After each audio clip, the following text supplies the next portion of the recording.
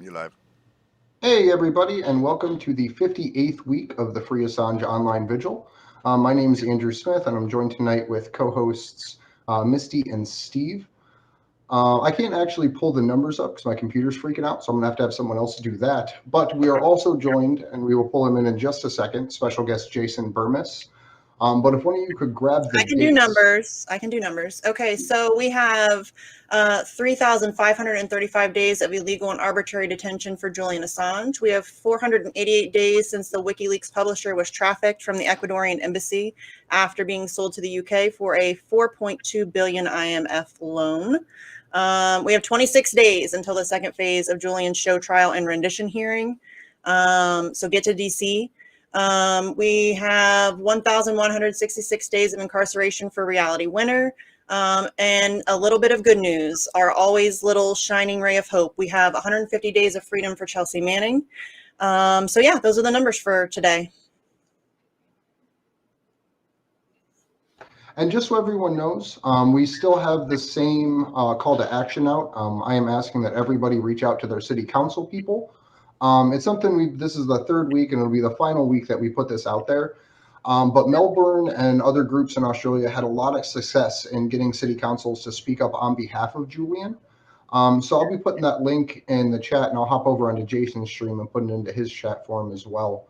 But we're just asking people to reach out to your local city council people while you're watching the vigil tonight and share with them information about Julian. And on our website, we actually have a specific document that you can download and send to your city council people, which was the motion that was passed by the Melbourne City Council, Melbourne over in Australia, which is Julian's home city.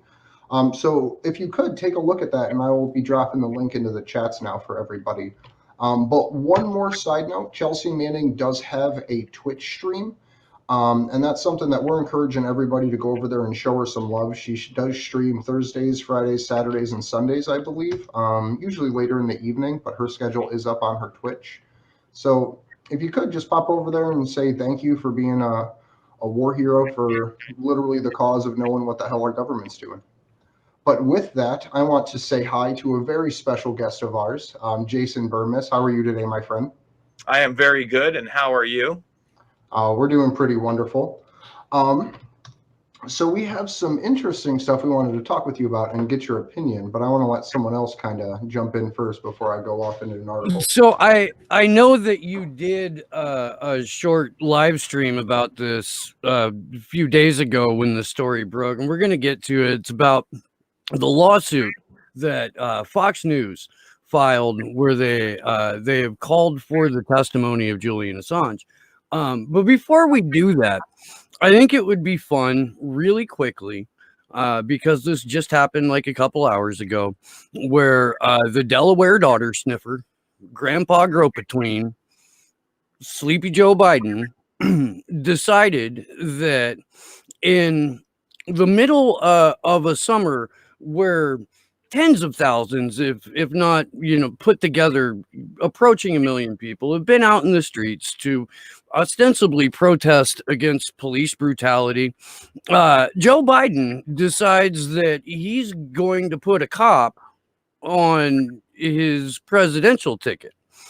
I would like to get some thoughts from my friends here about this. I guess I don't know, mind-numbingly and dangerously stupid decision that the DNC has made. So you could jump in whenever. I mean, let me just jump in quick on this. I don't think we can even call him Sleepy Joe at this point. He's progressed from like Joey B. I showed the clip of him at the CFR earlier today. Where he still had a little snap to his step, son of a bitch, they fired him. I didn't give him the $1 billion. He's gone from Joey B to Sleepy Joe. That's the guy you probably saw at the debates where he was confused about record players in life, and he's got hairy legs. And now we've progressed to Zombie Joe, where other people are deciding everything. They only bring him out about 3 or 4 days. He can no longer string a 90-second thought together without stopping, making a mistake, literally closing his eyes and shaking. So Zombie Joe doesn't have anything to do with this decision at all. He's there for window dressing. Now, Kamala Vampiris, that's another thing. This is a sociopathic fucking cunt, man. Like, this is the kind of, I've said this before, you know, Willie Brown, I actually brought her up today on a Rockfin exclusive, but Willie Brown, who had her as his mistress, this is who he was cheating on his wife with, folks. Mr. Establishment Willie Brown, Mr. Bohemian Grove Willie Brown, Mr. San Francisco Willie Brown, Mr. I got a call on the morning of 9/11 not to fly Willie motherfucking Brown, okay?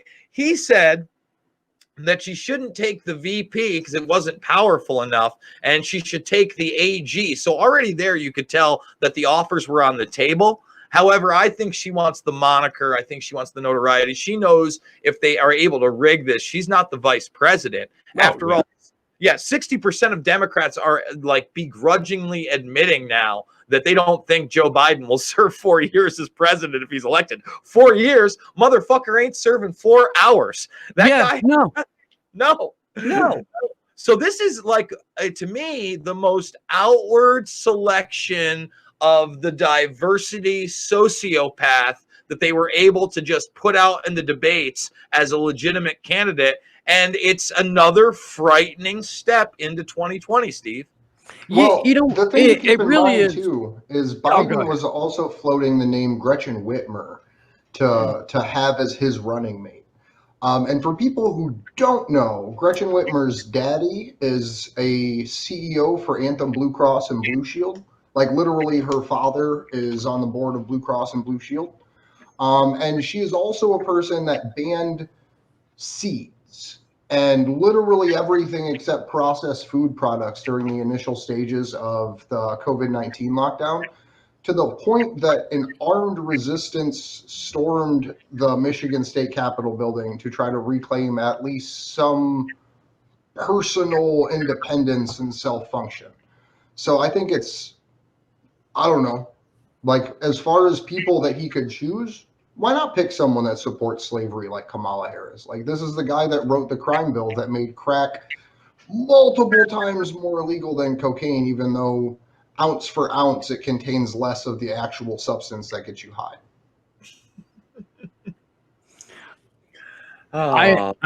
My favorite thing about Kamala Harris, and this is I've lived in California now for almost 20 years, but when she ran for attorney general, her opponent was this guy who was basically a poster child for the Lebensborn, just blonde-haired, blue-eyed, like proud, authoritarian, borderline Nazi.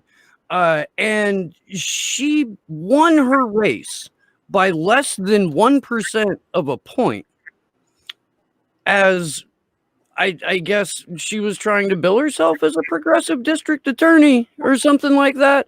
But she barely beat out a Nazi and then had like the unmitigated gall to walk around in her miserably failing presidential candidate trying to tout her record to the point to where Tulsi Gabbard opened her mouth for about 2.5 minutes and just completely destroyed that woman's chances of getting anywhere near the Oval as an elected official. Now she could do it as Joe Biden's VP because, Jason, I think you're right. Harris is there because it would be a little bit too obvious if he would have selected Hillary Clinton.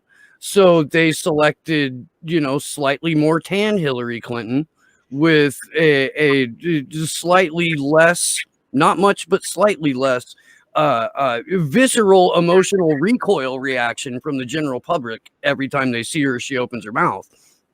But this is Hillary Clinton and the Hillary Clinton faction of the Democratic Party saying we're on the ticket, and old Joey B is gonna have a slip and a fall, or he's just gonna go to sleep on the night of the inauguration and not wake up, and then we'll have President Kamala Harris and whatever shit show she unleashes on the world if they manage to steal this election. And I don't know if that's going to happen or not. Brother, listen, the way the hysteria is, I just want to put this out there.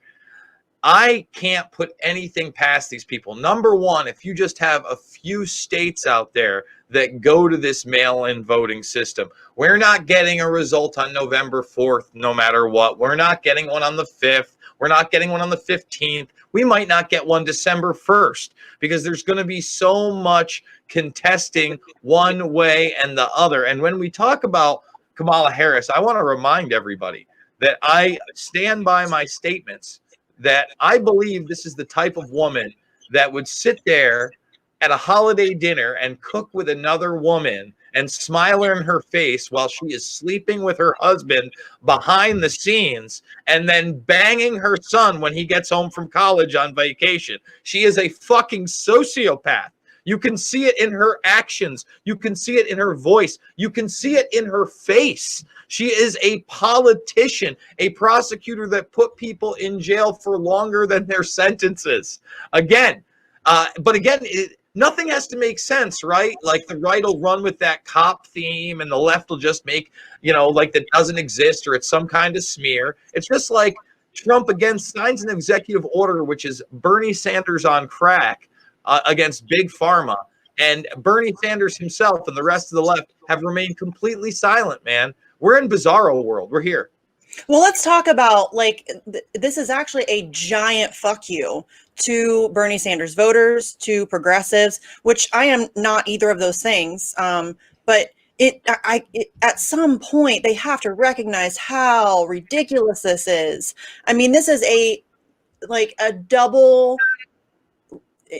It's insane how obviously this is a giant fuck you to the entire progressive movement. I mean, Kamala Harris, like you guys said earlier, in the midst of Black Lives Matter protests across the country and overwhelming calls to defund the police, they chose the cop.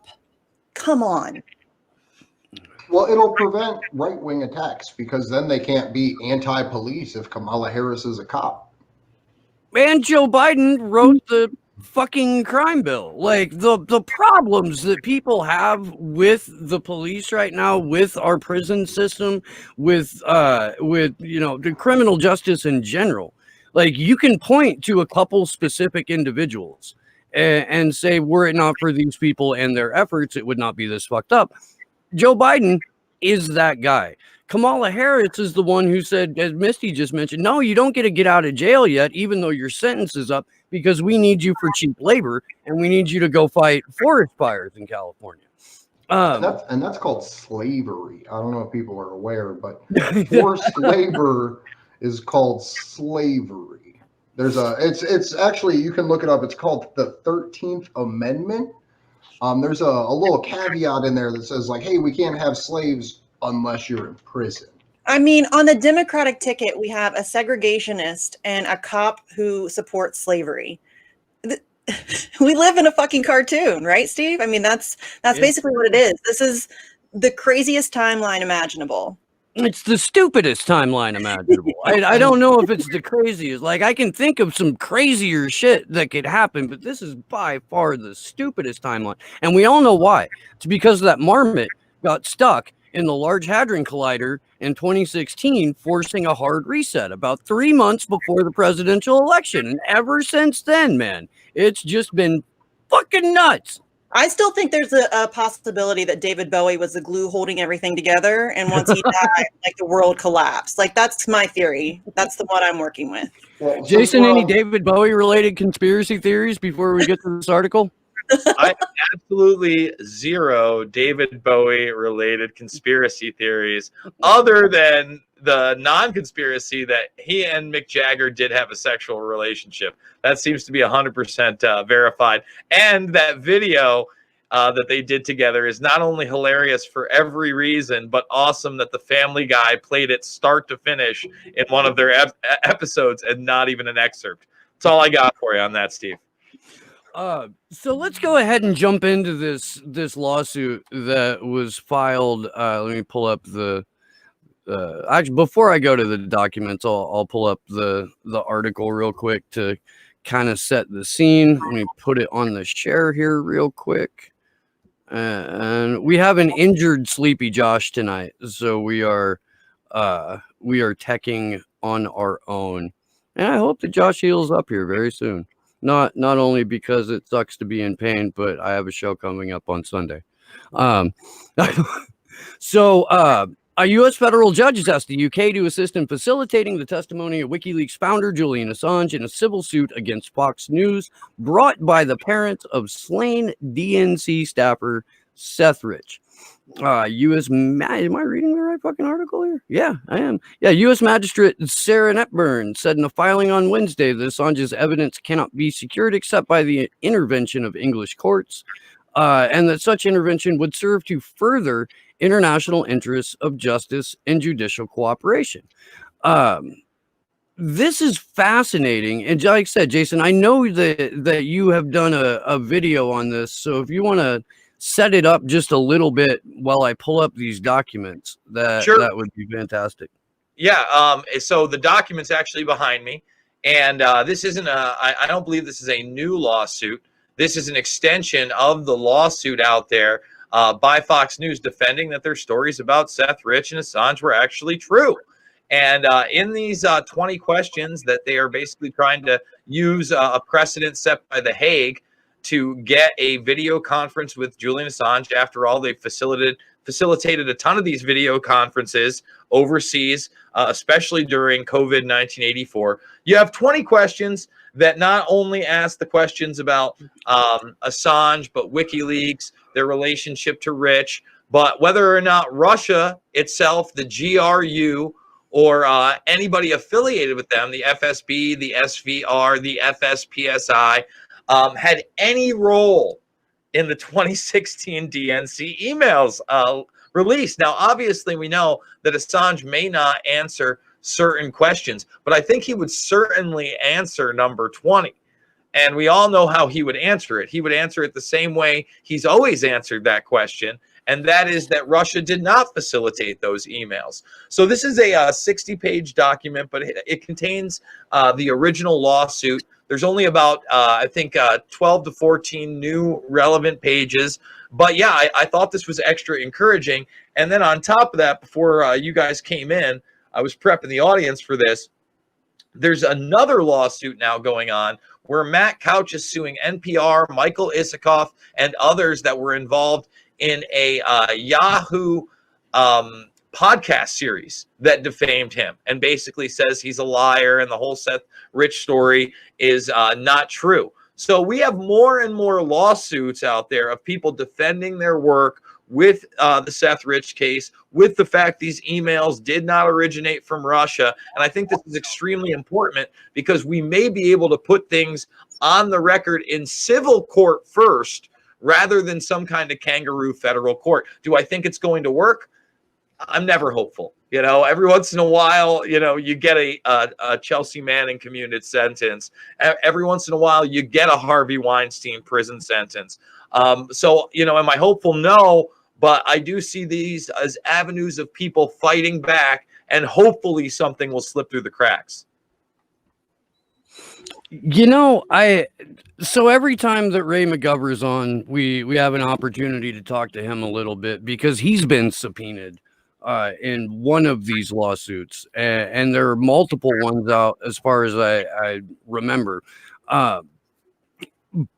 My hope ultimately is that no matter how long of a process it takes, regardless of who wins the lawsuit, we will actually be able to get to look at court transcripts and 100% know, finally, yes, Seth Rich was the person who leaked these to the DNC, or no, he wasn't, but we may be able to figure out who did. At some point, it's there. I wish that the people who murdered this man were brought to justice. That's what I wish. And there's so many suspicious circumstances surrounding him, and there's so many, like, why would the mayor of DC need to be at the hospital? Why would Donna Brazil need to be at the hospital? Like, this is just, it's maddening. And for it to be dismissed as some sort of like right-wing conspiracy theory shows the level of both dedication and desperation on behalf of liberal intelligence class, pundit class, and political class.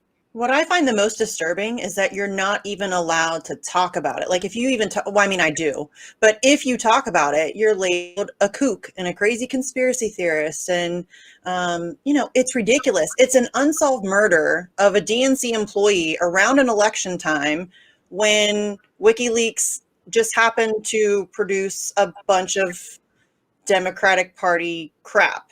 So the fact that it's like a taboo subject that you can't talk about or you shouldn't talk about is completely ridiculous. And it really just speaks to how prevalent and how effective the propaganda campaign and then the smear campaign to maintain the propaganda campaign really is. And it sucks because, like Steve said, I just want some justice for this kid. I mean, it would just be nice for, the system to work for the people for once and for him to get some justice for what happened to him. Well, the problems, we're stuck in a point in history of collective lying to ourselves. Like as a society, we have this massive issue with literally lying to ourselves and our neighbors and our friends and family about what the hell's going on. And Russiagate is a perfect example because of how easily it had holes shot in it. But another example of this is something that Jason has exposed so beautifully his entire life. It's the way that 9/11 has been recorded through history, even though most people know the textbook definitions of it are bullshit. The same thing can be said for the way society is treating coronavirus, and even the way society treats Julian. By the whole he hurt people or he's a rapist thing, when all it takes is a little cognitive effort and that just falls away. I absolutely agree with you, brother. And even today, I was watching Trump's clip from yesterday where he was talking about Brennan, Clapper, all these people that were involved in spying on his campaign. And he's like, they've never been caught before doing something like this. And then today I did a watch along with my film Invisible Empire and New World Order Defined. And Peter Dale Scott is sitting there talking about basically Iran-Contra and the October surprise, where all of a sudden they had these hostages. And on the day they inaugurated Reagan, they let him go. And that absolutely there were backdoor deals with the establishment backing George H.W. Bush, Ronald Reagan, Rockefeller, Brzezinski at the time. They just never got caught in that respect, But right now, where the information is definitely in your face, love Trump or hate him, there are so many people still in denial that Obamagate exists, and they did try to set this guy up, and that Russiagate doesn't have any merit, Andrew. And the other big thing too, about the whole Russiagate facade is the fact that it's still being pushed. Like, it's been debunked from every which direction. Reality Winner released documents that showed that the U.S. intelligence agency honestly had no idea what the hell was even going on in our country at this time, probably because the majority of it was dedicated to infiltrating and spying on Donald Trump's campaign. But the fact that they can still run a headline and say Russia did it and be taken as serious, because we have content creators like you, Jason, that get removed from YouTube essentially because you're considered harmful or dangerous content, when there's people that literally go out and lie us into wars on a regular basis that get the ad revenue, the promotional spots, and the placements by YouTube. Well, you know what? Even this week, Ford Fisher, I know Ford. I actually saw him in D.C. when I was with you guys in that initial Assange action. I want to remind people, September is just around the corner. Action for Assange absolutely needs your help. Go to actionforassange.com to financially support him and get him out there. But Ford Fisher, let me see if I can actually bring it up right here. We'll scroll down a while. He basically put up a video that was a press conference of an anti-fascist and his lawyer right here. Okay, and it's an 11-minute clip, and it says that a human reviewer found it to be hateful content and violent after a manual review. Here's the thing. The same exact footage licensed by Ford Fisher to now this is fully monetized.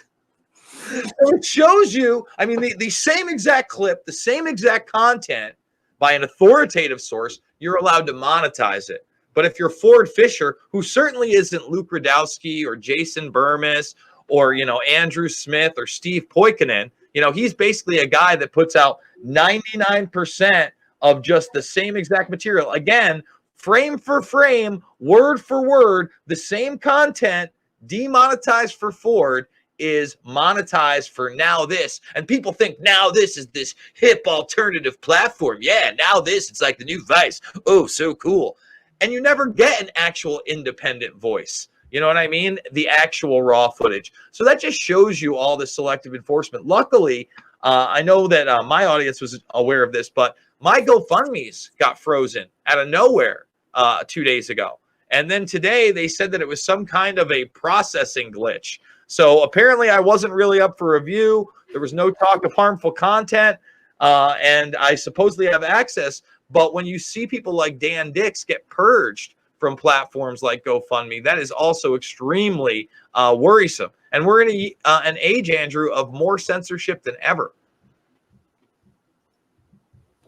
And then it comes down to Fox News having to get Julian pulled in on a lawsuit to actually be able to have this presented in a way that people will actually listen, which is fucking crazy to me that it's Fox News that is doing the heavy lifting on this, while at the same time had removed the article that they're being sued over and didn't even have the balls to stand by a well-vetted article in regards to Seth Rich, but then still continue this lawsuit even though they don't stand by the information that they have. Their own work. Right. We're not going to stand by our own work, but it seems like we might be able to do a little grandstanding here. So let's go ahead and file this motion, and let's try and get this testimony. What I'm most interested in, I guess, and it's kind of a sidebar, but I think it's worth discussing here for a couple of minutes while we still have Jason, is the testimony that Julian Assange has already given in the Spanish case against UC Global and their founder, David Morales, and whether or not that will actually be allowed to be introduced into the rendition hearing. Do you have an opinion on that, Jay? That's a great question. Again, when you're kind of in this kangaroo court system, anything could be possible. And there are some people that are saying that now these, I think, 17 charges, and then there's an 18th one that's somewhat separate, may be dropped, and a whole new indictment may be brought forth. And since we're in, COVID 1984 crazy, anything could be possible, right? I don't really know if I have an answer for you, because right now you still have a situation where this guy has been drug out physically of an embassy, is being tortured in prison, is being strip searched, right? When he is in court, he's put in a Hannibal Lecter style plastic box to keep him away from his lawyers.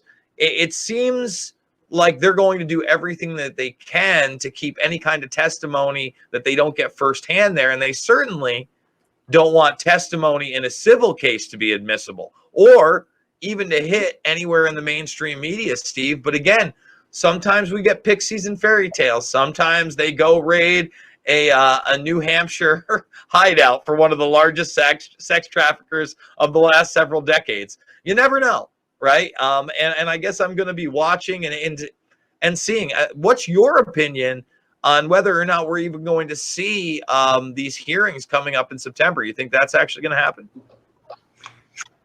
I hope so, because we already booked the Airbnb. Look, man, it would be foolish of both President Trump and the possibility of an incoming President Biden for them to postpone these hearings. The reason that I heard that they were thinking about not going forward with it is because they wanted to wait until after the election. Well, for Trump, it's not like Joe Biden is going to put Julian Assange on the table during a debate. Joe Biden isn't going to be like, oh, and hey, by the way, you're trying to seriously damage investigative journalism by the precedent you had set for extraditing Julian Assange and charging him under the Espionage Act and an additional cybercrime charge, which is 100% how you do journalism. That's not Joey B. Joe Biden's the guy who is called Julian Assange a high-tech terrorist. And then about 12 hours later, Mitch McConnell called Julian Assange a high-tech terrorist because that was the talking point, and that talking point doesn't have a partisan political ideology. It has a sociopathic political ideology. I think the only reason that they would even try to delay it at this point, I think it would obviously help Trump. I mean, if that's a sticky situation for him to have riding on him going into an election, either way it goes. But I think honestly that they're just trying to wear Julian down.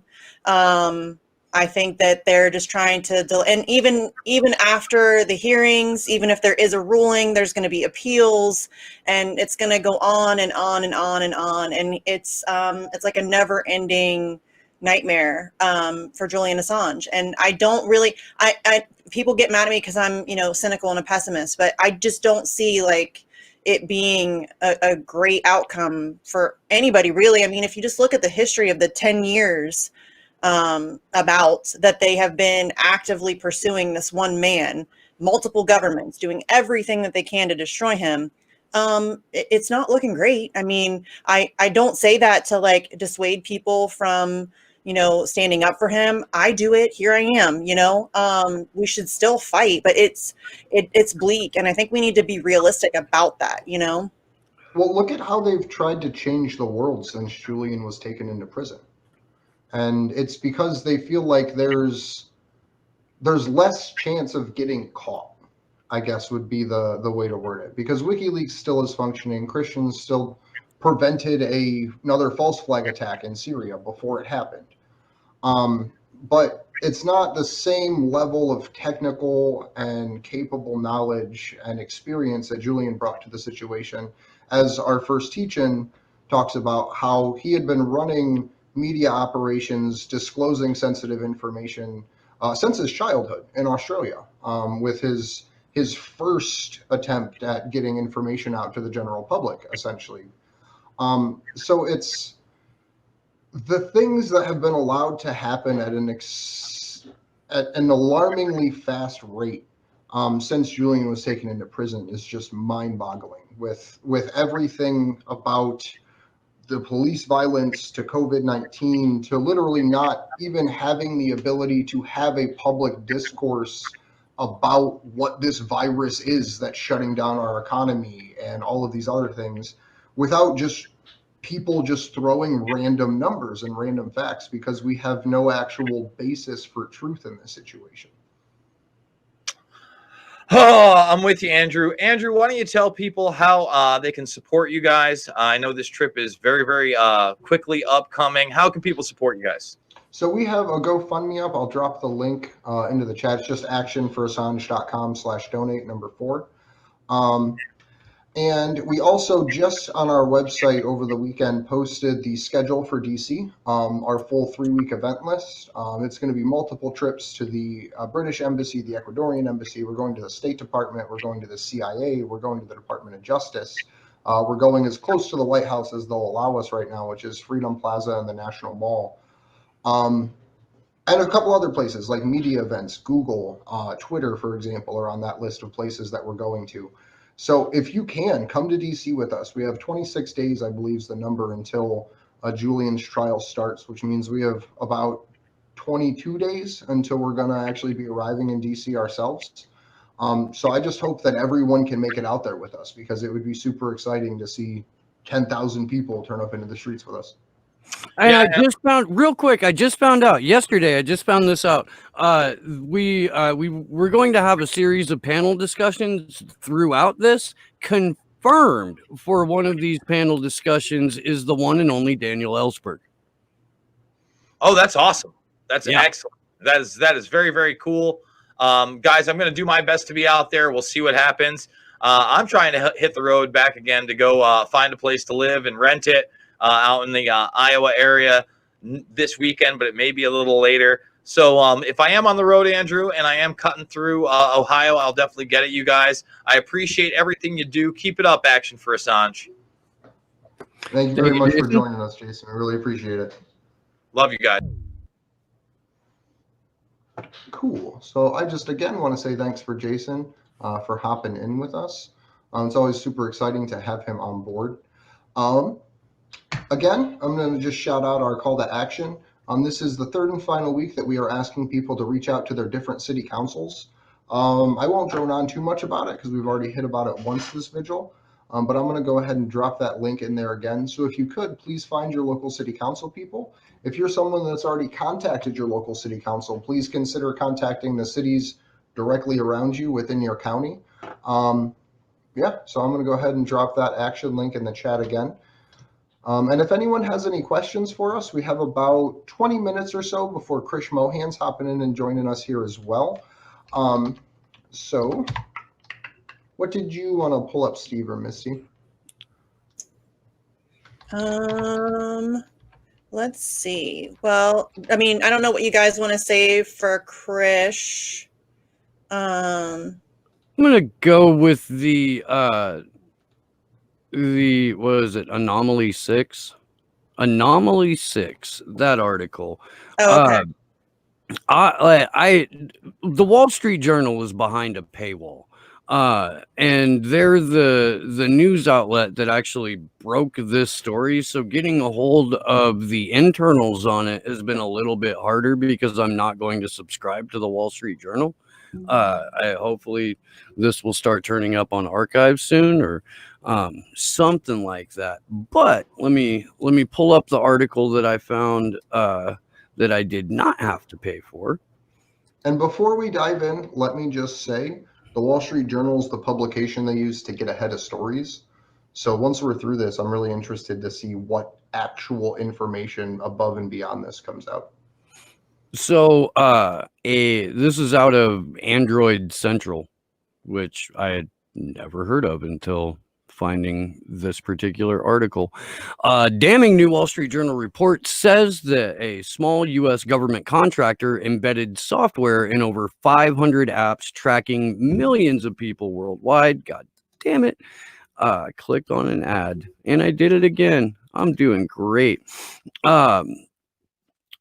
A small U.S. company with ties to the U.S. defense and intelligence communities has embedded software in its numerous mobile apps, allowing it to track the movements of hundreds of millions of mobile phones worldwide, according to interviews and documents reviewed by the Wall Street Journal.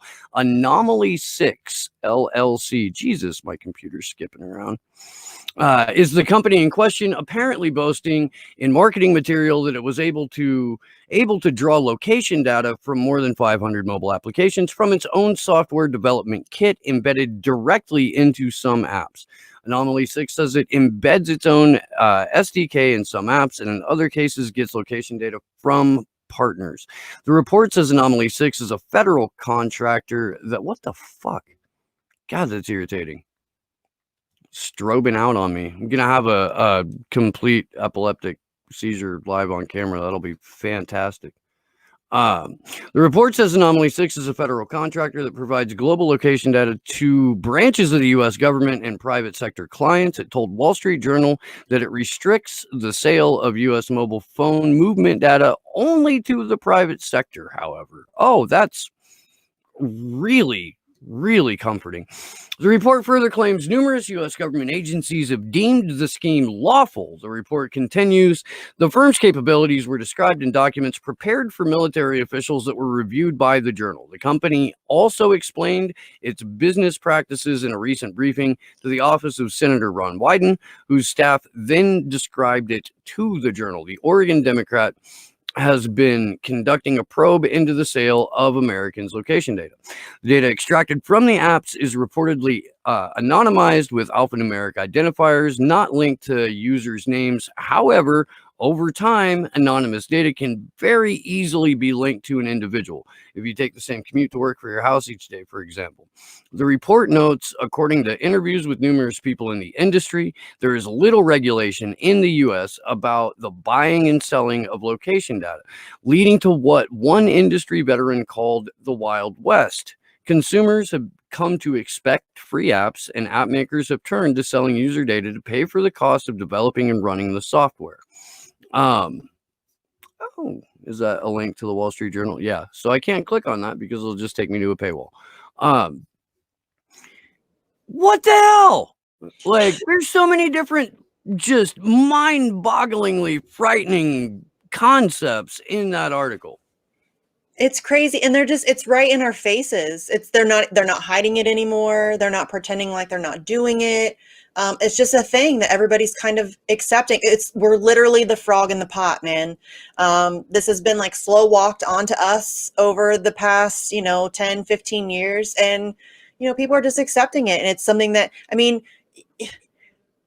we know that thanks to Ed Snowden, we know that they're spying on us. We know that everybody knows it, and nobody gives a shit. And it's crazy to me that that's not a thing that has, mass attention. And I get that, it's because people genuinely don't understand what's going on, and our mainstream media is failing on an epic level to inform people by design. But it's still nuts to me that, so much of what they're doing and how they're surveilling us is getting out there, and still people just don't seem to care. Yeah, it's just baked in. There's now Julian Assange said it, that we were the last free generation. The last free week on Earth, if you look at it like relative to when the lockdown started and when the world started going crazy, was literally the first week of Julian's trial.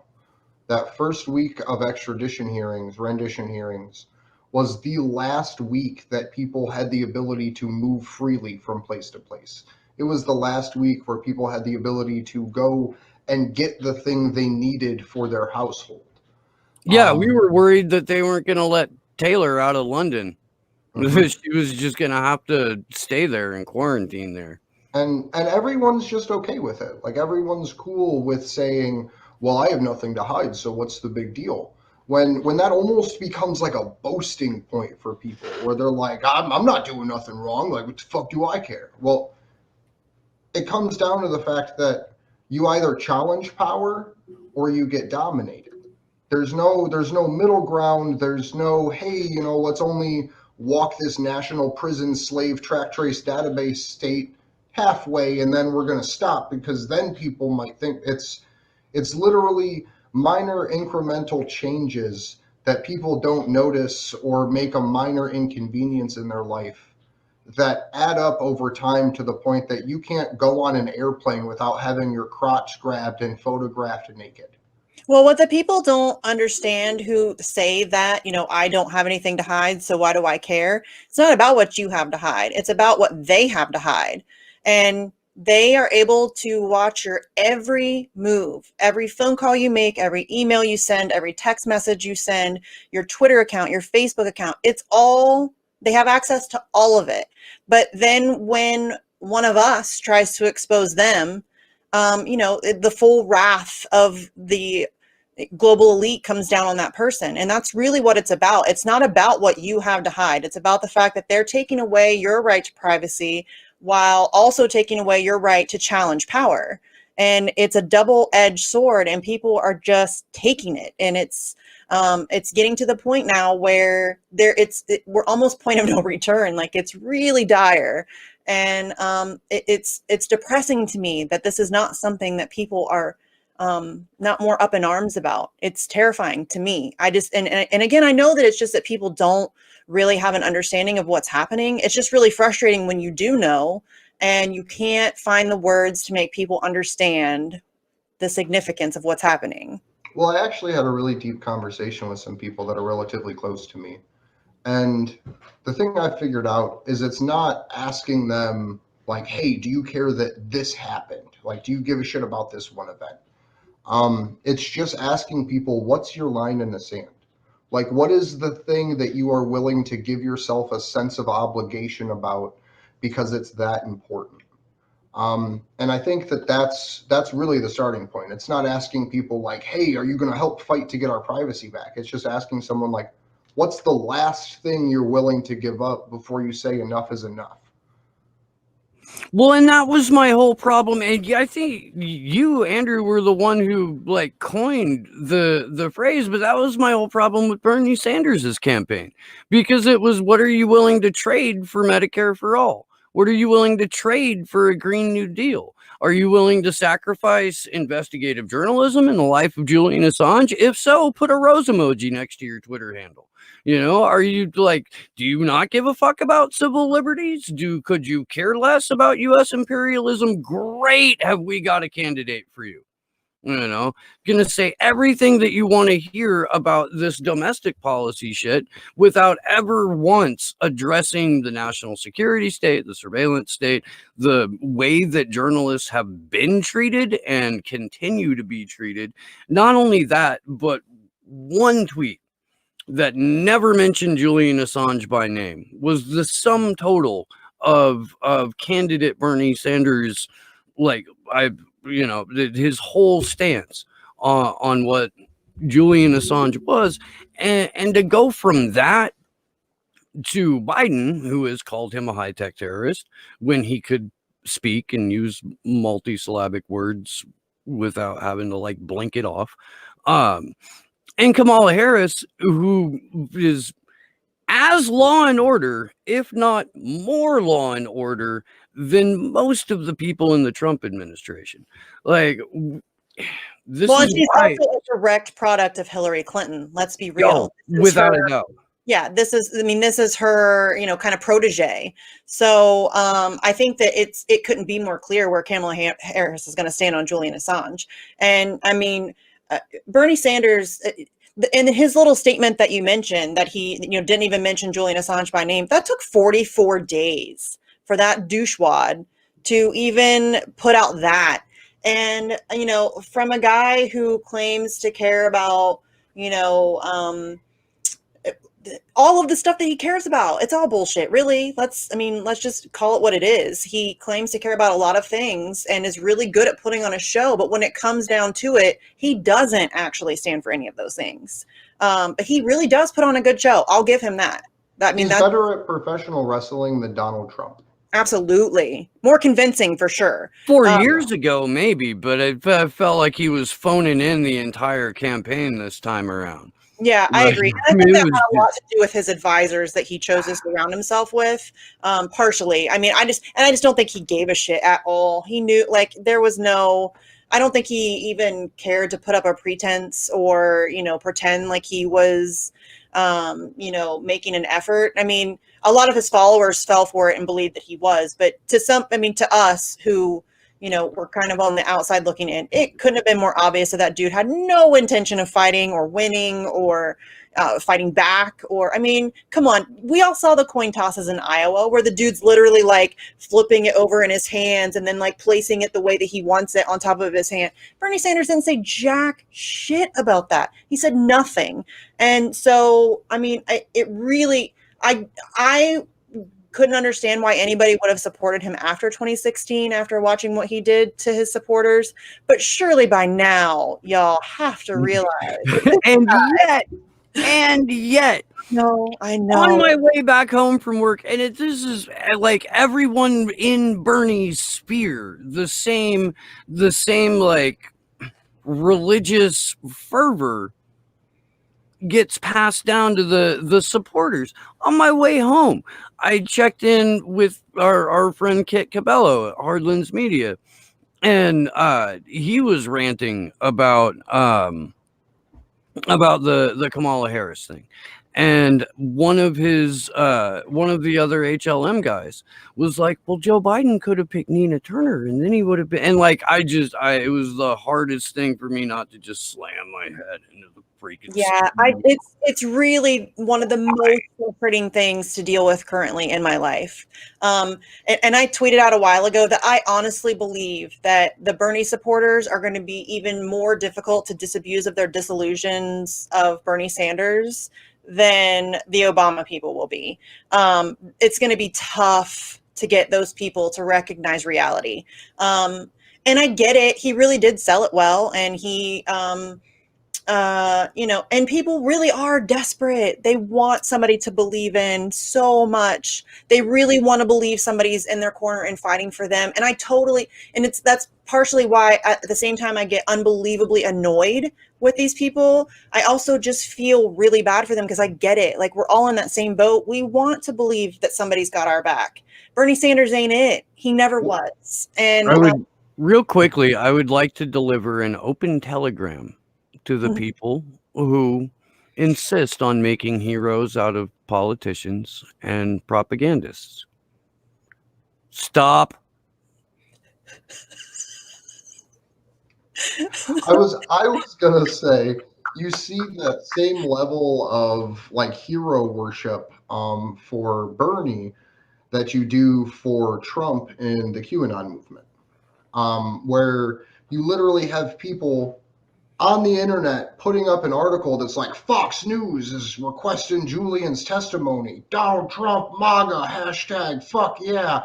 And at the same time, reject the reality that it was Trump's Department of Justice that brought this, and reject the reality that it is Trump himself and Barr himself that could end the prosecution of Julian Assange.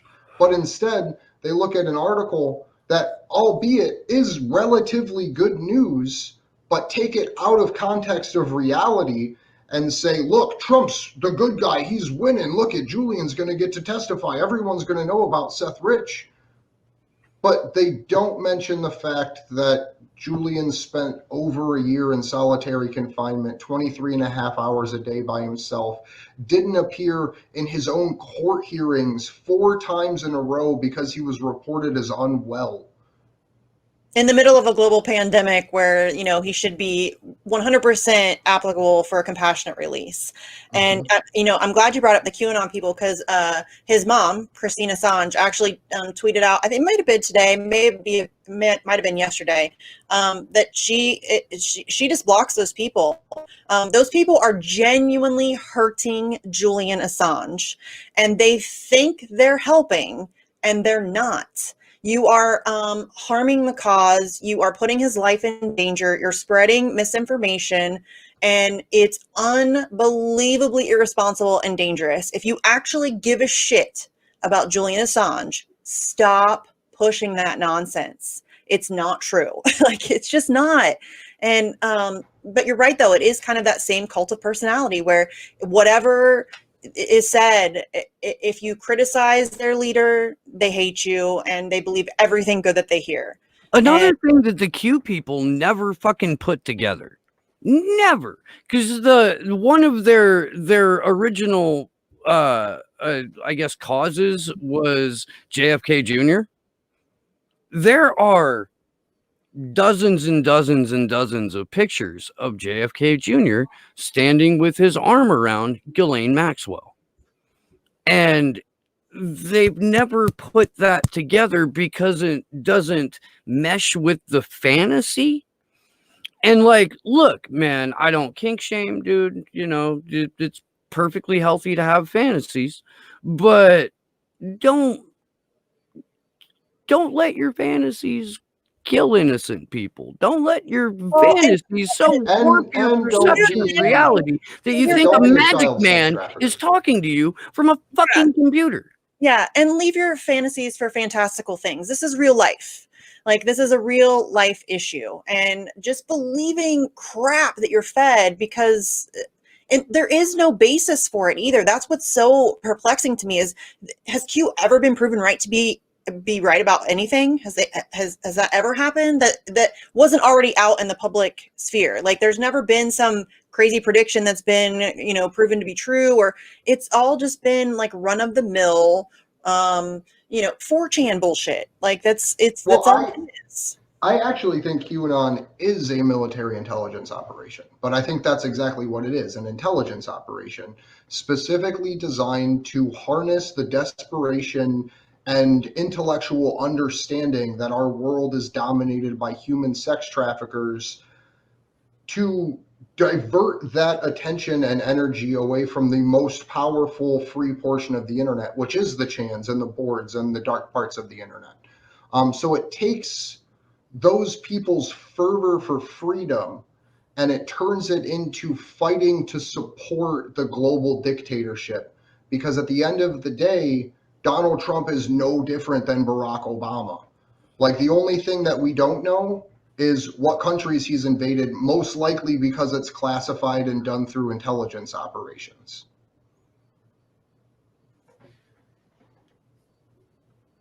Sorry, dead air. No, you're good.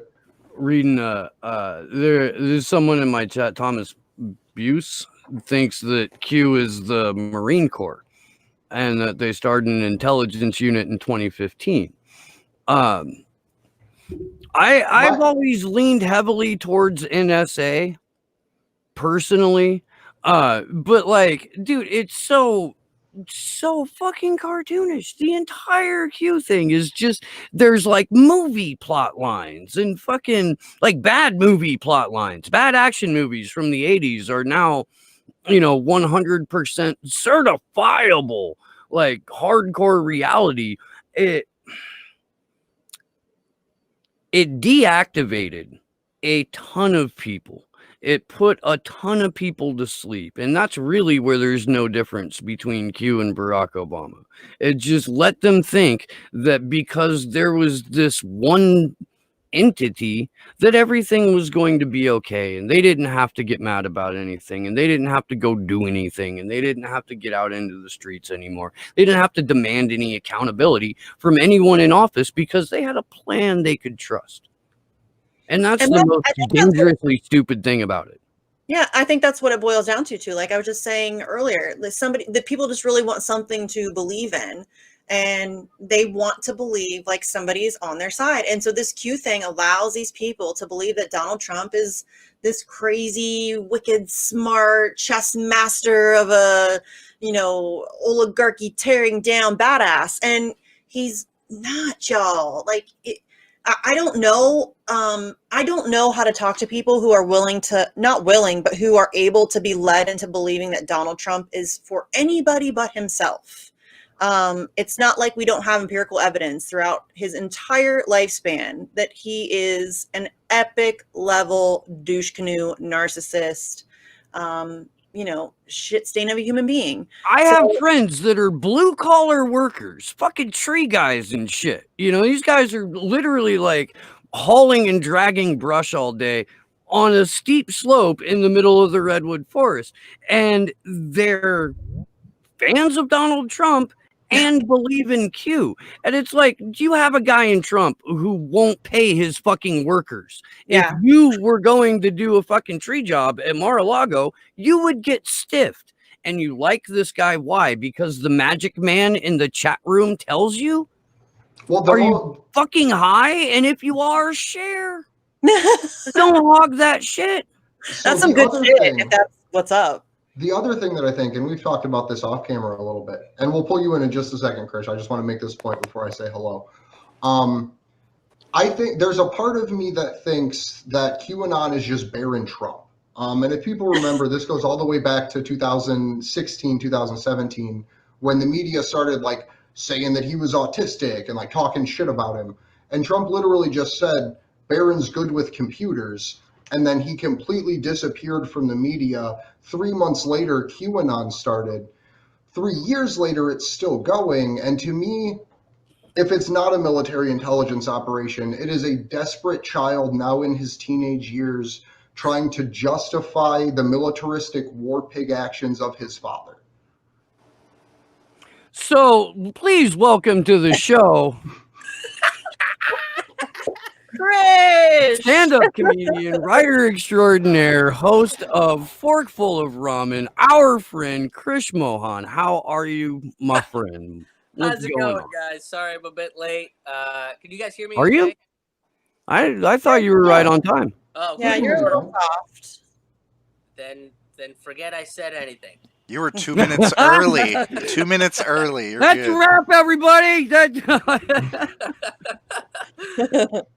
See, wait. Andrew, are you saying that Barron Trump is QAnon?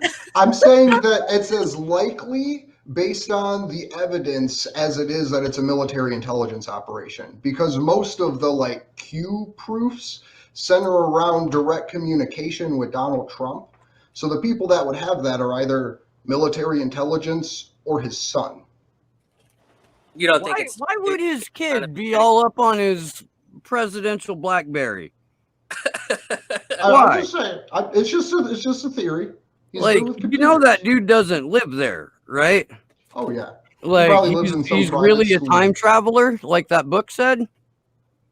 Do you remember that? Do you remember that theory that ran around for a while? There was a book that was printed in like the 1800s called The Adventures of Little Baron von Trump. And it was a little blonde kid that looked just like Baron Trump. Yeah. And then that dovetailed into the theory that Trump's uncle stole Tesla's research notes and then turned around and made a time machine, which is how Baron von Trump had his adventures. I am not stoned enough to have this conversation. I just want to make that For perfect. real though, that's a really creative conspiracy theory. I So mean, well, another Yeah, super that one. interesting thing to pile on to this wonderful conspiracy video this is turning into. There's a conspiracy theory built into the Project Pegasus conspiracy theory that a dude named Andrew something or another, like Weissel or some shit like that, like someone you've literally never heard of, was going to lead the world in the 2016 election into the global truth movement. So I think that that's a really interesting thing too, because he's literally like, I'm a time traveler that came into the future to lead the truth movement and liberate humanity. Like, Oh man, it's rowdy. But I so do like the creativity of conspiracy theories, though. I gotta say, I always enjoy like how wild and creative they can be. I remember when I was early in my touring career, I got to open for Big J Okerson, who's a very funny comedian, a really great storyteller, very dirty comic, but very funny. And he's a super sweet guy. And we were staying in the condo, and one of his things is to like get high and watch a bunch of conspiracy theory movies. And so that's what we did after the Late Show. And one of the ones that we watched were like, it was like about the Aurora shooters, the theater. Columbine No, or the movie theater guy. the guy movie that dressed theater. up like the Joker. Yes. Oh, Yeah, Krish. that guy. And I remember he got so upset about like just how not creative the conspiracy theory was, because they were like going into this whole thing about like just looking at FBI body movements and stuff like that. And he was just like, it's not even that creative, and what the fuck are you supposed to do after? Like, are you saving these people, or like, and all this other shit. But it was just like some of their theories about him were kind of interesting, but then a lot of it was like, look at the FBI guy, look at the way he moves his shoulder, and it's just like, what the fuck are you talking about? Like, that was their linchpin, is just like a shoulder twitch that this FBI guy had. It's just like, I don't know. I find them entertaining, and what people will like latch onto in order to prove that their conspiracies are actually true. But a lot of them are like, they're very creative, but they're also very like, I don't know if that's true. I don't know if I can go off of that. Well, the intelligence communities have done a great job of coining the term conspiracy theory in and of itself, and then building from there as a way to essentially smear anyone that tries to say anything counter to the mainstream narrative. Even if that narrative in and of itself is a conspiracy theory. Fucking Like, giant conspiracy theory, Right, like like- Russia hacked our freedom. yeah. Yeah. Russia! So, They're Krish, still doing something, Go. you have something awesome going on Friday. So I want to give you a minute to talk about what you do as well as what's going on this weekend. Yeah. So since the whole pandemic started, I, as well as, pretty much every entertainer in the country, couldn't tour or perform live events. So in order to kind of figure out how to still perform live, I decided to do some Zoom shows, and I did a test back in April. It went well. So pretty much every Friday since May, I've been doing these shows that I've been calling the Citizen Revolution virtual stand-up comedy show. And starting in June, each week I talk about a particular sociopolitical topic. So I've talked about the Black Panther Party, the history of the Black Panther Party. I've talked about electoral politics, how many general strikes we've seen in the history of the United States, the Fed. It covers a whole range of topics. And each week I also donate to a grassroots organization. I donate half the ticket sales to a grassroots organization. And this Friday, on August 14th, I'm going to be donating to Action for Assange because you guys are going down to DC and to help support that and help you guys get down there and, cover something that I doubt a network like CNN or MSNBC or even The Guardian is going to give fair coverage to. I want to make sure like the people that are going to cover it in a fair way are going to give the information that corporate media isn't going to give to that you guys, hit your goal. And I wanted to help contribute in some way. Plus, Steve's popped into a couple shows. I know Andrew's popped into one or two shows as well. So, it's always fun to have you guys. Sometimes it gets a little rowdy, depending on the topic in mind. But that's part of the experience. But they're always super fun. The show's at 9 p.m. Eastern, 6 p.m. Pacific, and the tickets are available on my website, which is krishmohanhaha.com. It's KRISHMOHANHAHA.com. I've had a lot of fun on the shows that I've been able to pop in for too, man. And like, I really I've seen you do stand up, and we've had you on the show, and you've been on my show, Yes. But like, it really I didn't know how good of a writer you were. Oh, thank you. And it's your skill in that particular area of art is fucking incredible, man. Like, I wanted to be able to give you a shout out for that. But I can tell, like, when you're going into a prepared piece, because everybody's voice changes just a little bit when they read the shit that they wrote. And so that tips me off that this is a pre-written thing. And man, the way that you construct all of it is very impressive to me. Oh, thank you. I appreciate it. Yeah. I was just going to say the information you cover too is pretty pertinent. Like, you are one of the only people in the last 2 years that I've heard actually talk in depth about the functions of the Federal Reserve and do it in a way that's actually relatively entertaining and funny, more so than here is how banking works. Which I feel like when you talk about the Federal Reserve, though, you are in essence talking about how banking works. But when you talk about the way that the Federal Reserve came to be, is like, it's so weird and creepy, and there's so much. It's bizarre to me how much. For lack of a better term, how much stock we put into the Federal Reserve. But pardon that pun there, but it is interesting. That's the sort of stuff that's interesting to me. Like, I'm not the type of person, like, I've had conversations with friends about money market accounts and mutual funds and all that stuff. Is like, that's the boring shit. But what's more interesting is the history behind how we got here. It's the history behind why we put so much weight into a centralized bank, especially in a country that was essentially built against a centralized bank. Like the notion that the founding fathers were against a centralized bank, but then we did it anyway because... Except Hamilton. Who is it? Hamilton. Yeah, well, he doesn't really count for shit. That guy. Well, he ran the Federalist faction. It was his, like, him and his little cabal of like pre-Wall Street cronies that really went above and beyond to try and establish a central bank, like way back 1780s. There's God, am I gonna forget the name of the file? Oh, there's a wonderful piece of historical fiction book novel called The Whiskey Rebellion.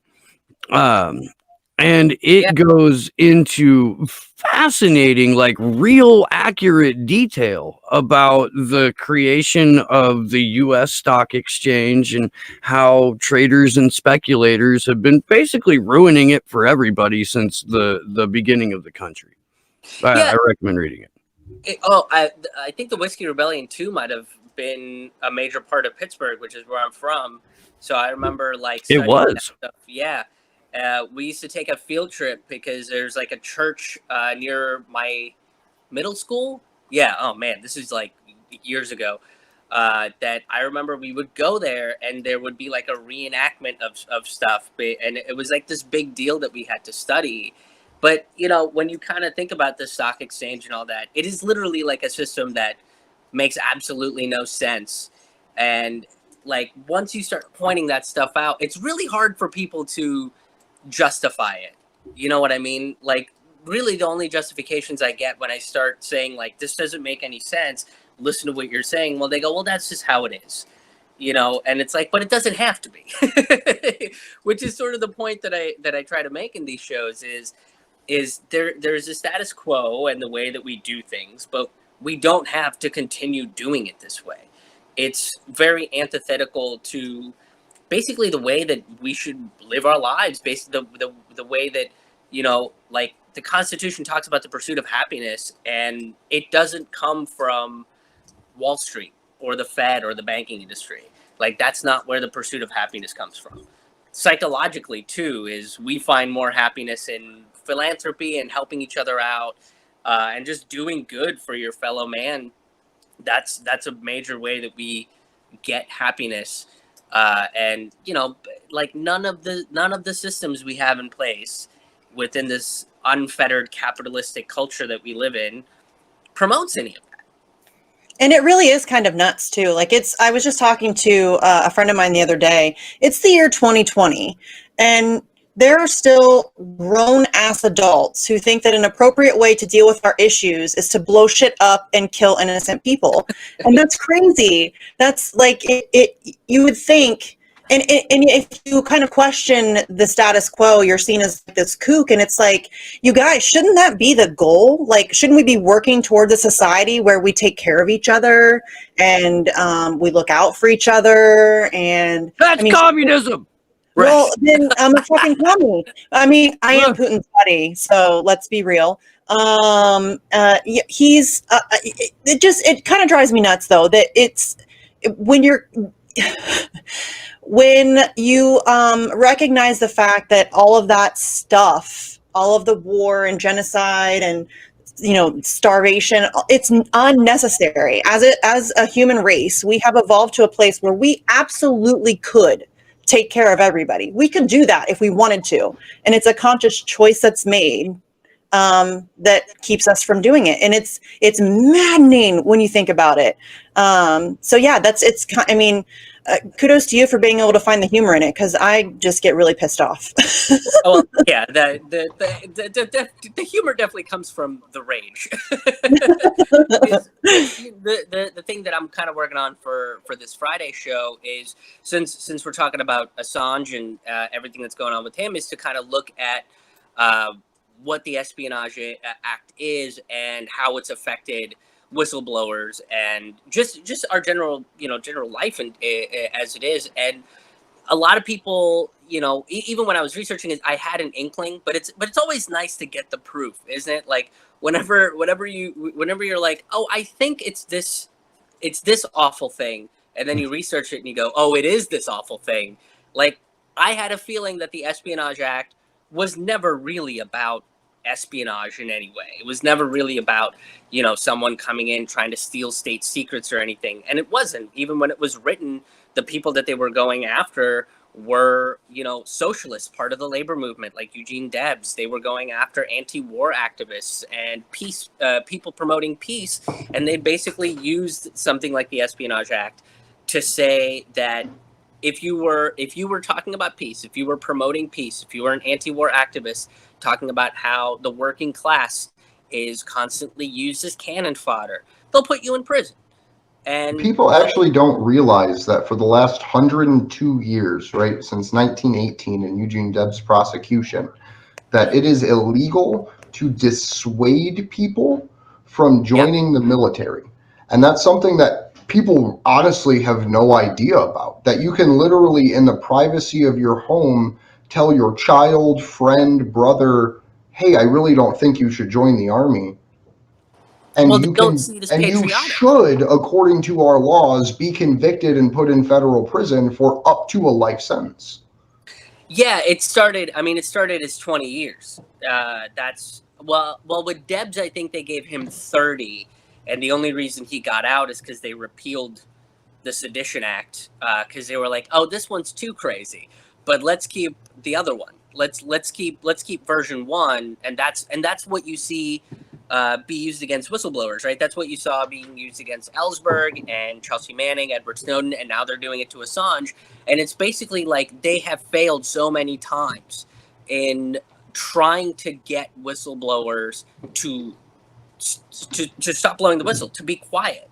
And now I think they have a prime opportunity with Assange. And I think the reason why, this case shouldn't be happening, period. What we found out about UC Global and how they spied on him, and he basically didn't have any sort of privacy at all within the Ecuadorian embassy, and the fact that UC Global was partnered with the CIA and sold information to them, like all of that, the court should look at that and be like, oh, this is a mistrial. If he didn't have any sort of client privilege or client attorney privacy at all, there's a mistrial. But they didn't, and now they're trying, they're going through all of the motions to get him here so that they can try him under the Espionage Act, validate it, and try to make it even stronger. And this is sort of like, it seems very much like this is their last-ditch effort, and it's very, very unfortunate that it's someone like Julian Assange that they have to make an example out of, which is why it's important to have people like you guys and Taylor and Lee Camp and Jimmy Dore and myself and pretty much comedians and independent journalists, it seems like, that speak out against this thing. Because if you look at something like CNN, last year they had they put out this huge article that was debunked by someone that was in the Ecuadorian embassy that basically is CIA talking points through and through. It's one step after another. So how can you trust something like CNN when they're so open and willing to just spew this intelligence industrial complex narrative? There are politicians who will decry state television in the countries that we don't like. And well, the answer to your question, Krish, is that you don't trust them. Exactly. That's the answer. You don't. There is anybody who trusts CNN at this point is it's again one of those situations where I don't know whether to be really mad at them or to feel sorry for them, because it's, a lot of them are people who are, my mom's age or older or whatever, that they've always trusted the news. The news has always been, a reliable source of information, and those, so I can't be mad at those people necessarily because they don't know any better, but it's also incredibly frustrating to deal with those people. It is. Yeah. I was talking to my girlfriend about this the other day. I get burned out on those arguments, and they always happen on social media. When you can sit down, even if it's like this, we're in different cities across the country, but we're able to have a discussion. I can see you guys' faces and everything, but when I sit down face to face with somebody, it's a lot easier to have the conversation. Over social media, I get exhausted. Trying to, point out hey, this is here's the CIA talking point. Here's how they're trying to smear him. This is not factual. I had a conversation with somebody that was looking for new news outlets, right? Like he's like, oh, I listen to NPR, but I'm looking to diversify. I listen to Democracy Now, and I was like, those are fine, but NPR is, you know, funded by Boeing. They get a lot of state funding, And the Koch brothers and yeah, Eric the Schmidt. Koch brothers. Yeah, there's a lot of right wing billionaires that put money into NPR. They're Democracy Now. And I used to like Democracy Now a lot, and all of a sudden they went down this, like, you know, Orange Man bad Russiagate conspiracy thing. And Aaron Mate even pointed out is like, I don't know why. I don't understand why they took this direction. But I pointed out Aaron is one of the trusted sources that I like listening to. I think Aaron does. Aaron is one of the, you know, true journalists that's out there. And I pointed out that he writes for the Gray Zone. And immediately, you know, I had people coming out saying that he was, Max Blumenthal was a Kremlin puppet, that he was a Maduro puppet. And I didn't know how to so I just tried to talk to them and be like, what makes you, like, because he points out certain facts, like, and it was like, well, he's been on RT. And I was like, well, then you shouldn't trust anybody that's been on BBC because they're on UK state media, or anything, or like CBC because that's Canadian state media, or NPR because that's American state media. And none of these, like, massive states have the people in mind. They've historically never given a shit about the people. But that wasn't, you know, but that argument veered off into, you know, I've started noticing, like, there is this weird nationalism on the liberal side of things, and it comes down to that McCarthyist argument of, if I disagree with you, then you must be promoting this, you know, anti-US, anti-patriotism kind of narrative that you're XYZ puppet.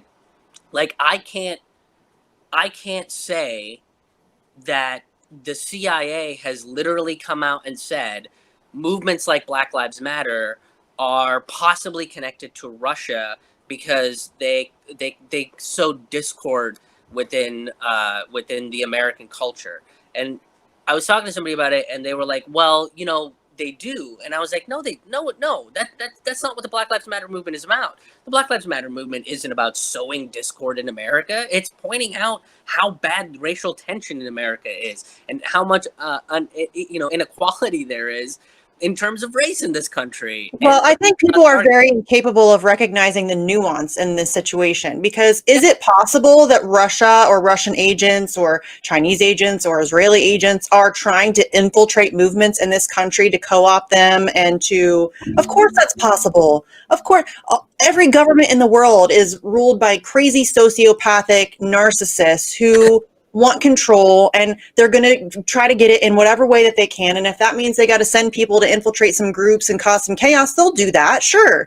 But Black Lives Matter that's not what it's about. That's not what it was started from. It's not the purpose behind it. The intention behind it has nothing to do with Russia. Russia did not cause racism in this country. Russia does not cause police brutality in this country. Russia doesn't cause, you know, police murders in this country. It's a ridiculous notion. And so, yeah, there's some nuance there, that sure, there could probably be. It's no different than how we infiltrate other governments and interfere with their elections and all of those things. They're all crazy people. We're ruled by crazy people. So yes, that stuff happens. yeah, and I think it's actually more of the U.S. intelligence community infiltrating that group and causing a larger, more violent response than otherwise would be precipitated.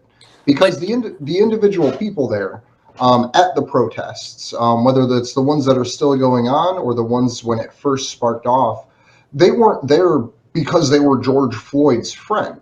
They were there because that same level of brutality had touched their lives.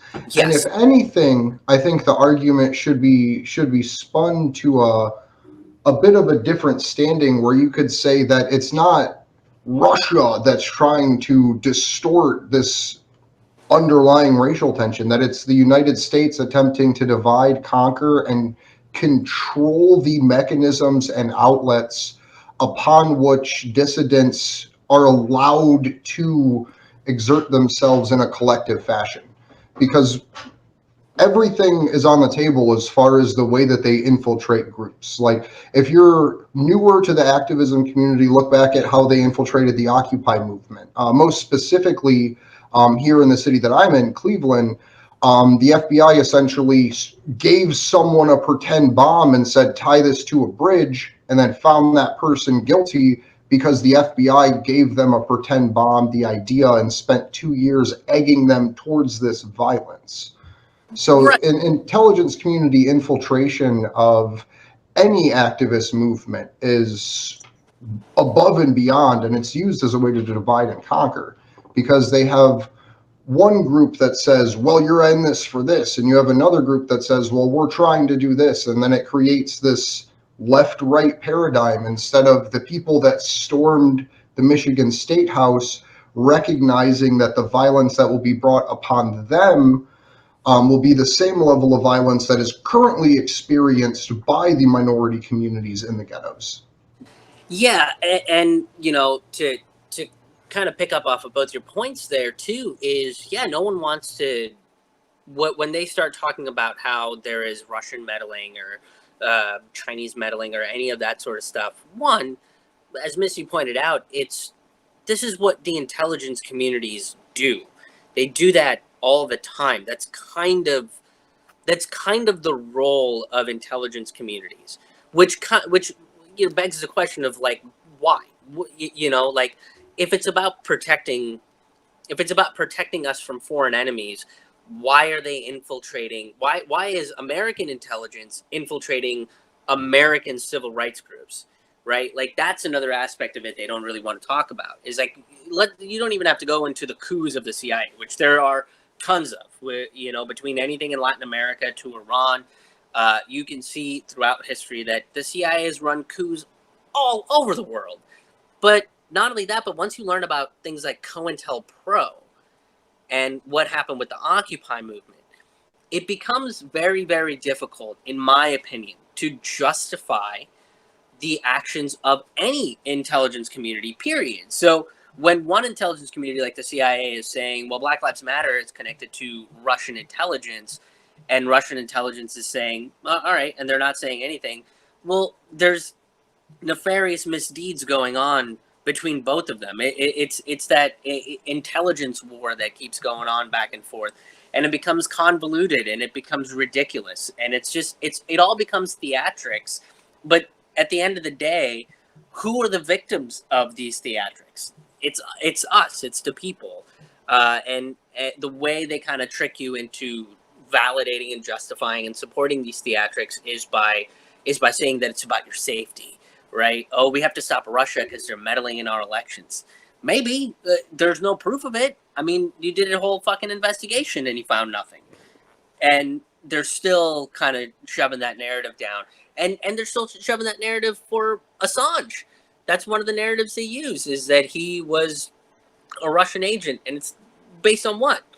And there's this xenophobia that starts with that, because then, like, Russian citizens went to see him, like an anti-Putin group went to see him, and they were like, oh, Kremlin ties. They start using the word Kremlin ties because of all this, and it's not factual, because you have to realize that if there is somebody like Putin who is this authoritarian, there are going to be groups that push back. That's always happened, no matter where you are. So how can the group that pushes back, that goes to visit Assange, have Kremlin ties? It doesn't make any sense. But that's not what people like to hear, because what's more fun and what's more sexy is the notion of spies, right? Like, we all want to live in that movie. We all want to live in a James Bond fantasy. And the truth is, it doesn't have to make sense. It really doesn't. Yeah. All they have to do is just repeat it over and over and over again, and it becomes truth. That's how it always works. It never has to be based on reality or facts. They just make shit up and just repeat it as often as possible and as loud as possible. And before you know it, that's, the common perception. That's what people believe. And they're very, very good at it.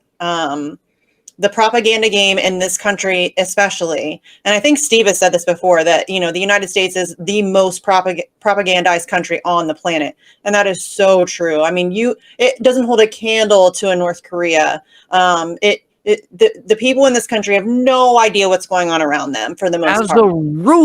as a rule, Americans don't know their own history. Yes. Yep. We And just the history that we're taught, Yeah. history that we're taught, if we're fortunate enough, or if our parents were fortunate enough, when we get to college, we find out that like the vast majority of the history that we were taught was 100% bullshit and lies, but they keep that behind a paywall.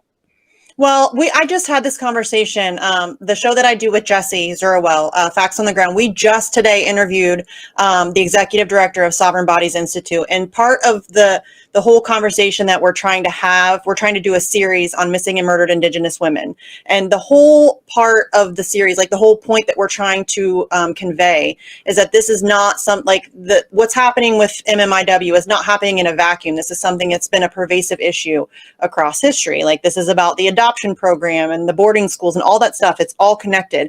But we were just talking today about how, you know, in school, we're taught that, you know, the white folks, came to this country and we saved the Indigenous population. We civilized them.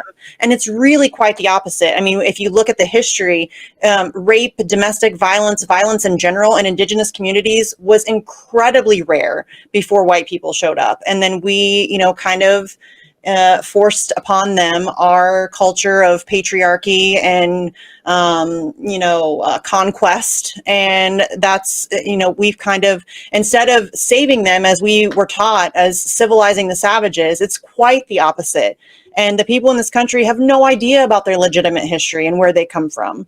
And it's kind of terrifying, because if you really want to move forward as a society, you need to know where you came from in a real way.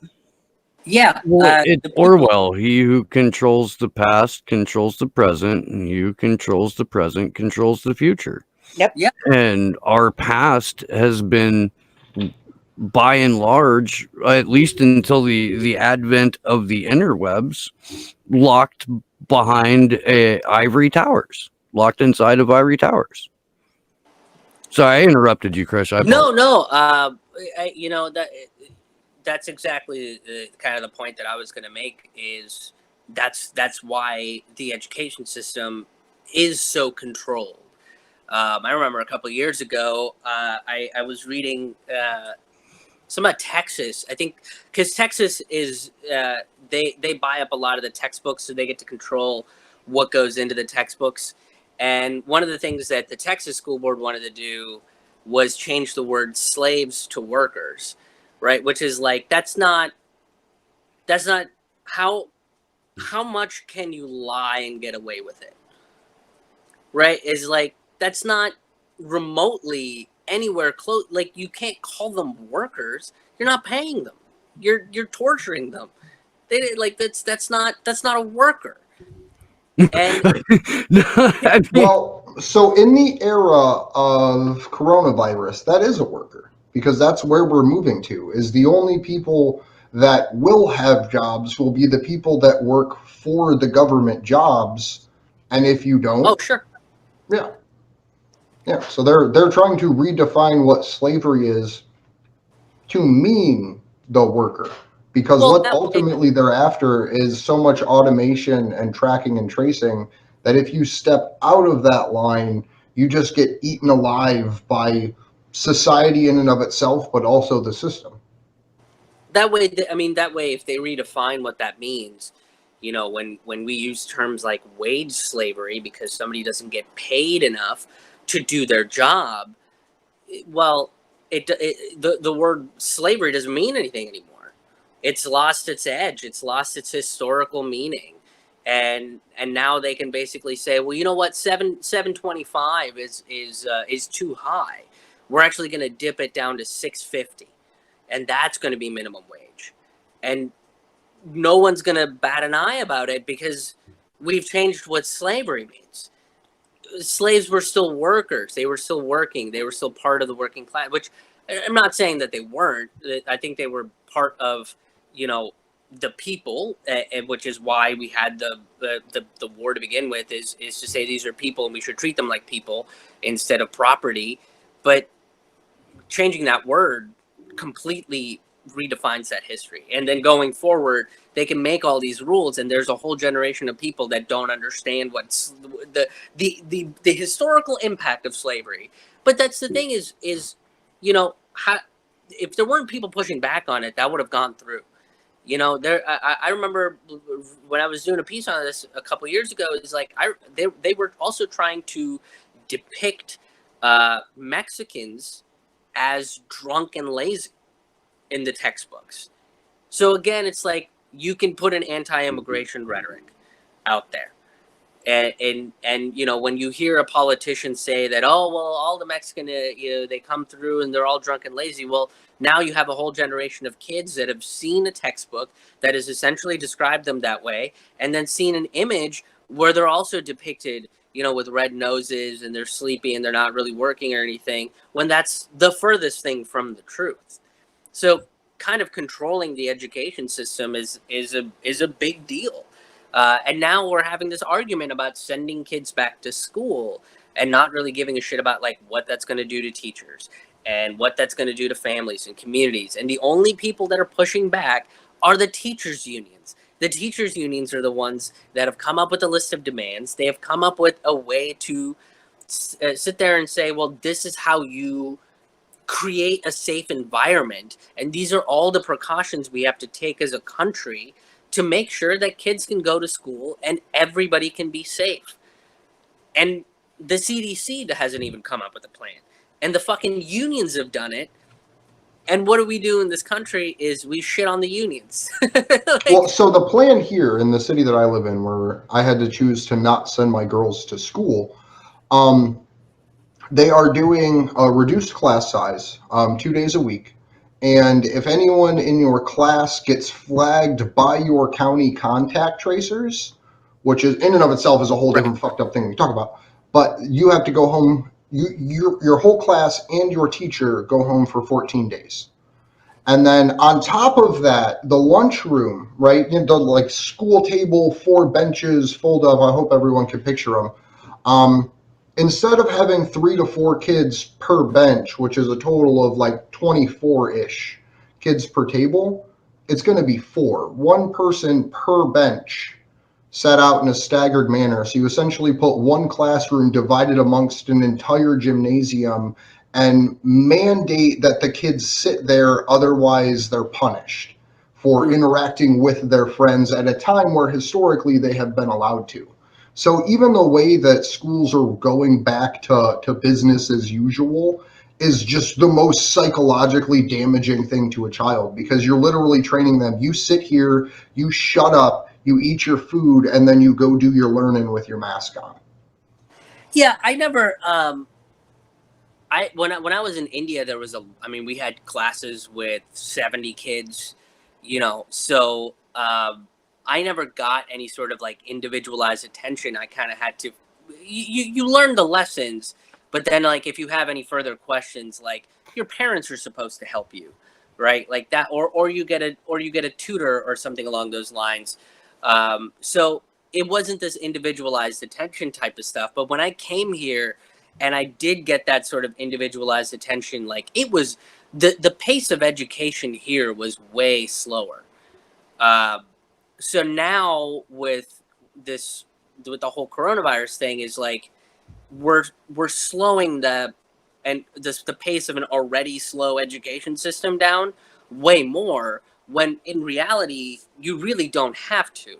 Like, you can use various technologies and various apps. The school has enough money to probably pay for it. The school has enough money to pay the teachers what they deserve to do virtual teaching. And that also doesn't mean that the kids have to be isolated, right? I do think that there is a way that you can socialize kids. Homeschoolers do it. I remember meeting somebody that homeschools their kids, and they said, well, the parents in the neighborhood that all homeschool each other will meet once or twice a week, and they'll, you know, kind of do like a group lesson and let their kids hang out, so the kids get to socialize with other kids their age. We So- had 3 different homeschool co-op programs going on here, right where I live, not even inside city of Santa Cruz, but like out up here in the mountains, like 3 separate homeschool co-ops. And 1 day a week they would go after lunch and spend the rest of the day at the elementary school, you know, whichever elementary school it was, and their performances that they all worked on, and you know, where they play musical, whatever, sing along. They also came to the elementary school to do that. And like there was not, it wasn't like they were isolated. They are far more isolated now with this distance learning bullshit than they ever would be in any kind of a classroom setting. But Santa Cruz County went so deep into everything Dr. Fauci says is law, and fucking like they're the type of people who would call you a murderer if you were not near anyone, just outdoors and did not have a mask on, and then drive away in their Prius with the coexist bumper sticker. Well, to steal the conversation a little bit, kind of on the topic of online learning, there's a Wise Up Action article that just came out about a new documentary, or not just came out, but about a new documentary that's coming out about Julian Assange and his father, more specifically, and his struggle that he's had with this. So do we want to, can you pull that up on the screen share for us, Steve? The which one? Sorry, I was reading the chat. The Wise Up Action article? Yeah, give me just a second to actually do this the right way. Boom. And I believe this Saturday we're going to be having the filmmaker on the vigil. I believe if it's not this Saturday, it's next Saturday. Yeah, a beautifully crafted short documentary made by journalist and filmmaker Pablo Navarrete. And this is just the event thing. There's not a synopsis. I would love to be able to play this trailer. I would. I don't know if you guys are going to be able to hear it. What I'll do is try. And please let me know in the chat if you're able. Jesus, if you're able to hear it. Come on. I'll even turn up a little bit.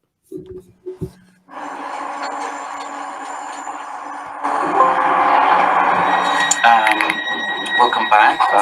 Good to see you, Mo. Good. The last time we met, we were outside Westminster. Are you able to describe, let's say, for people who don't know or who can't know, what it's like as a father to go through what you're going through or what you've been through?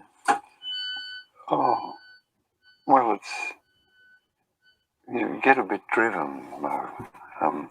The greater the insults to Julian and members of my family, the stronger I become, and the more determined. So I no longer count the cost.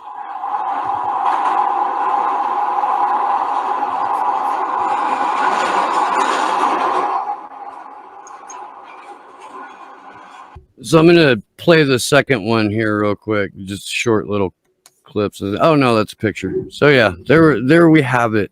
That's your teaser for the no extradition films. Again, I'm not 100% certain if it'll be this Saturday or the following Saturday, but that documentary filmmaker Pablo Navarrete will be on the vigil.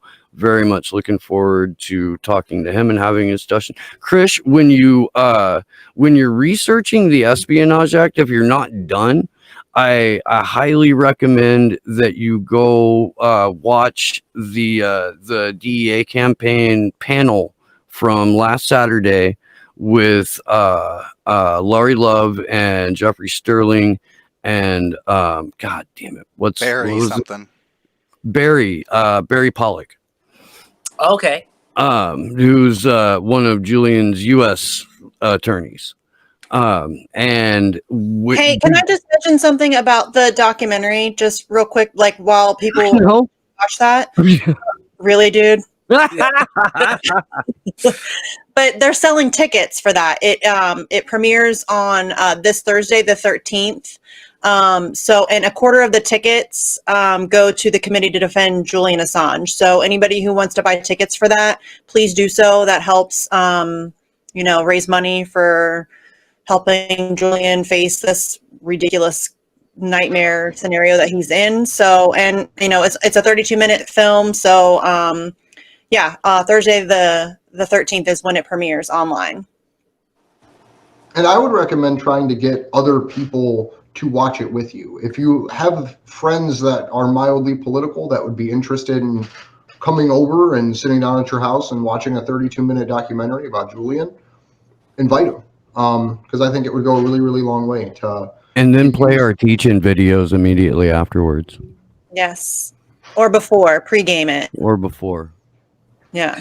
Yeah. We suck at promoting, so if I remember to do it, I'm going to do it. Dude, I was just really proud of myself that I remembered to mention the show that I do with Jesse, and then I was just sitting here thinking about it. I'm like, I didn't even say the name of the show. No, you did. You did. Did I? Did I really? Yeah. Yes. Victory. Yeah. I'm so terrible at self-promotion. Yeah, we're really bad at trying to get the word out. No, to the point of this documentary is, I think that's one of the aspects of it I don't think a lot of people really consider is what the family is going through, and putting yourself in their shoes. Like, his mama breaks my heart. His mother every day. Oh, yeah. Breaks me. It breaks me. Like, it's honestly almost painful. Like, I follow her on Twitter, and she'll send me stuff in DMs that she wants to get out there and stuff. And I obviously always retweet everything that she sends me, but it's honestly almost hard for me to follow her because every day I see her tweets and I think about what that is and what she goes through. And I can't even wrap my head around it. Even being a mom, I can't wrap my head around, the situation that she finds herself in and that her son finds himself in. Like, that's truly devastating. I'm honestly impressed with, I don't know what the right word would be, but with the way that she deals with trolls, because she's one of the people that is the most affected by troll accounts going after her constantly. And it's disgusting to see, but she does it with such grace and poise that when the little people do it, the little people respond and correct them. But when the big trolls come through, like that one bitch that essentially said she was going to vomit knowing that Julian had kids with Stella Morris. It was relatively wonderful to see the way that she managed to slam that person down without even having to say mean things about that person. Yeah, I admire her for that for sure, because I don't possess that skill. She always, tries to encourage Julian supporters to always respond with, and be polite and all of that. But I don't believe in civility politics. And as much as I would like to honor her by doing that, I just think civility is killing everybody. And I don't have that in me. And she really is kind of amazing at handling those kind of people, and she's just so committed to the facts that she can handle any of the smears that get thrown at her. It's like she just allows it to kind of, I know it doesn't roll off of her back, but she is able to address it in a completely fact-based manner and not resort to turning things into, being nasty or anything like that, which I'm 100% guilty of all the time. And she's amazing at staying away from that. I'm going to say two things and then I'm going to have to jump off. I do my best to stay as civil as possible. Only because there's a chance that I might get through. They don't have to agree with me, but at least they might understand it. But my caveat to that is, once they start getting shitty, that's about the time that I hop up. I have a bad temper at times, and I can say some pretty awful things, and that's not a part. That's not on a personal level. It's not a side of myself that I particularly like, because it's bad. Like if I'm gonna go and be an uncivil asshole, it's I'm gonna go for how can I psychologically destroy you as a person for the next, I don't know, 10 years. Let's just say 10 years. You'll never stop thinking about my comment. It's like that's not a part of myself that I particularly like. I try to stay as civil as I can, but once they start, like I had somebody coming after me about one of the videos I put up about not voting any blue no matter who, and it's something that I've said for years, and it's not anything new. And this person apparently has been following me for years, and within, I don't know, the third comment, it got real shitty, and they were levying insults at me, and I was basically like, okay, well, you don't have to follow me anymore. Like, I'm giving you permission to go away, and that's where I left it, because if I was going to continue any further, I knew I was going to let my temper get the better of me, and civility is exhausting. It's really, really hard, especially when the person you're trying to be civil to has no intention of being civil to. So people call me uncivil because I have anti-war material, and I go after certain politicians that are not, and I call them war hawks and sociopaths, and they think that sort of stuff is uncivil. And to me, I'm like, well, that's me being as civil as I possibly can be to somebody that wants to blow up a country full of people that look like me. So, civility is out the window in that regard. So to the point of Julian Assange's mom, and the second point that I wanted to make was, it is amazing that she can be civil to the people that come after her in this way, because I don't see this being a controversial issue. What's going on to Julian Assange, I don't see a way that you can sit there and demonize this guy. That you might not like his personality, you might not like the way that he says things, but what he has revealed to me, there is no argument that what he has revealed is the crimes of the elites, and that is what the argument should always be. But people don't want to do that. So when they don't, and she still stays civil, and what his father's going through, and what his kids are going through, and what his fiance is going through, it humanizes him, because it's something that I think the trolls have a really hard time. Like, how do you justify going after somebody's mom who has to witness their kid going through psychological torture and like physically degrading? There's really no way that you can sit there and try to. It's a slow motion execution. She's literally watching her son being executed slowly over time in front of her eyes, and there's nothing she can do about it. And I can't imagine anything more horrifying. My wager would be that these trolls don't watch anything but corporate media, right? They're the people that are watching CNN and MSNBC and all these other news networks that constantly bash and smear all the time, and that's what they're watching. And those networks have no regard, no inkling to, humanize Julian Assange in any way. So they don't talk about Stella Morris. They're not talking about his parents or his kids or the people around him that are personally affected by this, because why would they? They don't want to humanize the guy. They don't want to show that, what he did took a lot of guts, and he knew that he was going to be in the crossfires of some pretty powerful people.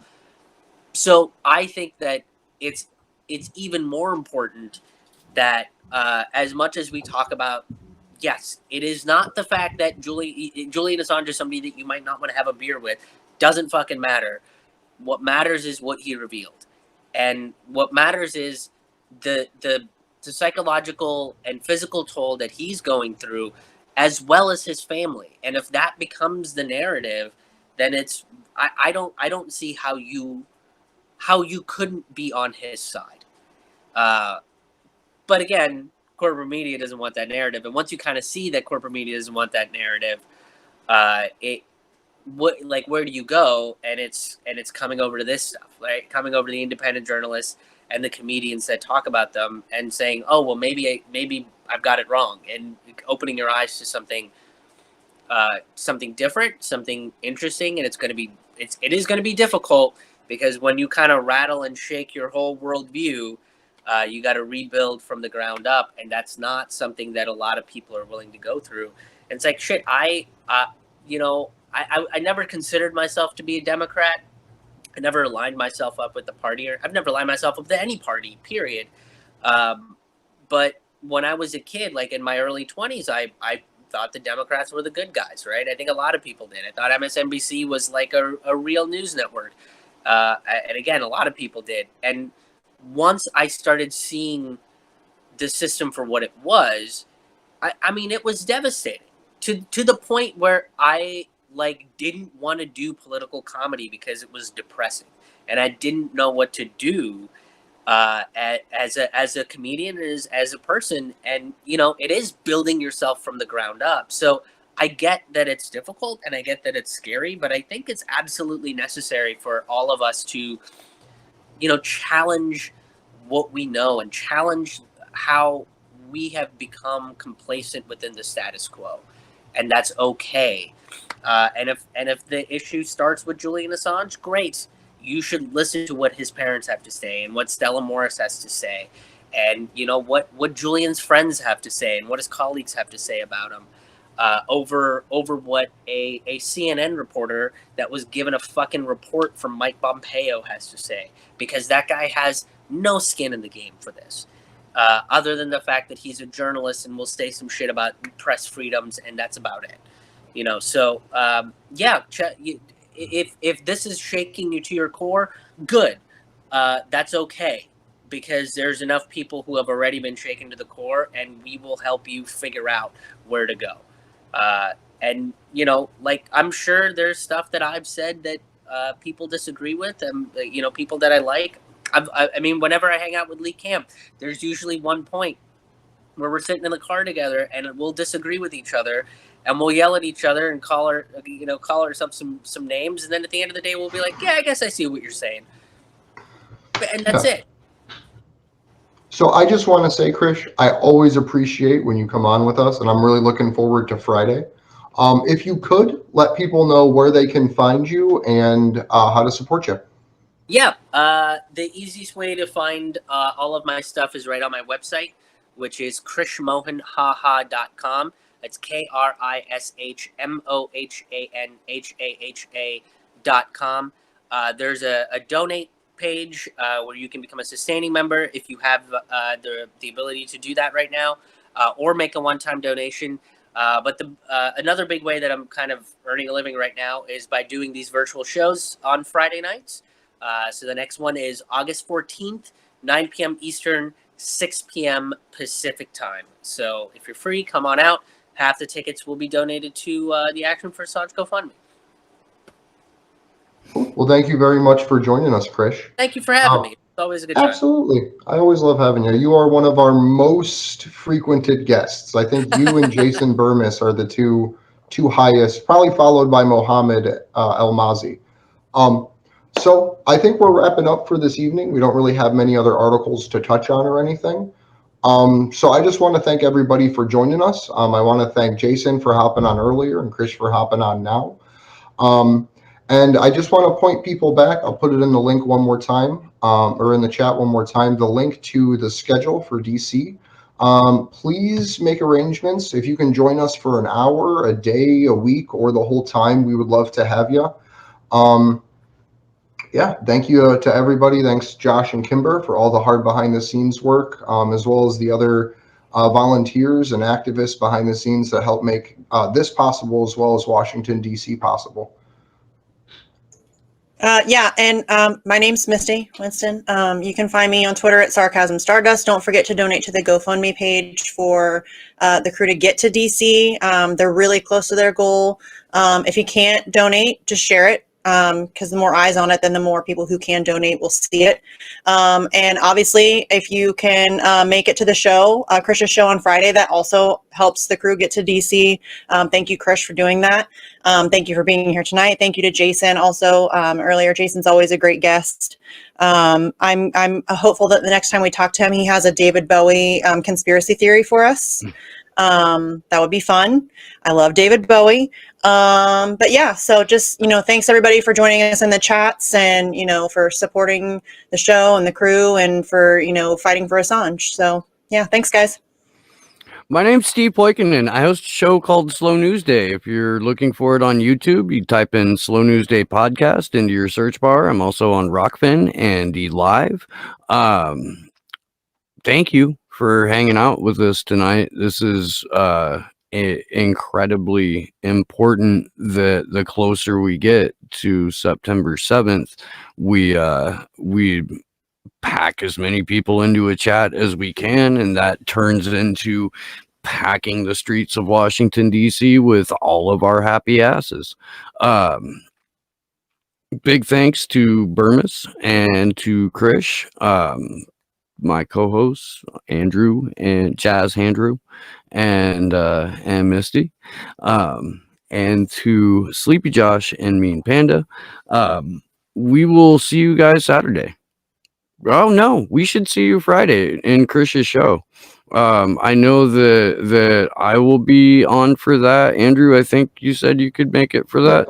I'll be able to be there for that. Okay, and I'll be there for that. I'll come. I'll be there. Yeah, kick ass.